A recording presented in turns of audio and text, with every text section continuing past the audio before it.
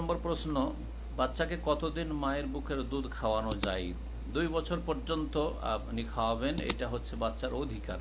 কেউ বলে 2 বছর, কেউ বলে 2.5 বছর। না, 2.5 বছর সেটা বলা হয়েছে কোরআন কারীমের আয়াতে। এক আয়াতে বলা হয়েছে ওয়াফিসালুহু ফি আমাইন,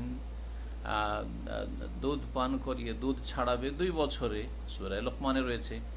আর আরেক আয়াতে রয়েছে ওয়াহামলুহু ওয়াফিসালুহু সালাসুনা শাহরা, সূরা আকাফে রয়েছে যে গর্ভধারণ এবং স্তন্যদান হচ্ছে 30 মাস, মানে 2.5 বছর।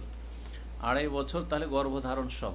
এখান থেকে নিয়েছেন মুফাসসিরিনগণ এবং ফুকাহায়ে কেরামগণ যে সর্বনিম্ন গর্ভধারণের সময় হচ্ছে 6 মাস। 6 মাসে বাচ্চা ভূমিষ্ঠ হতে পারে সুস্থ, কোনো অসুবিধা নেই। 6 মাস হচ্ছে সর্বনিম্ন, 6 মাসের নিচে হতে পারে না।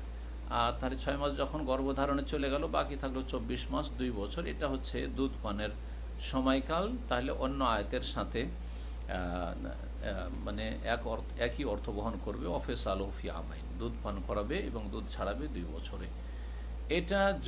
এটা হচ্ছে ন্যায্য অধিকার একটি বাচ্চার দুধ পান করার।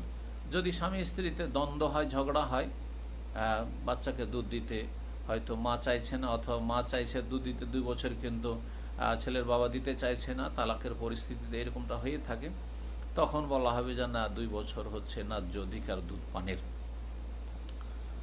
পক্ষান্তরে 2 বছরের বেশি দুধ পান করানো জায়েজ।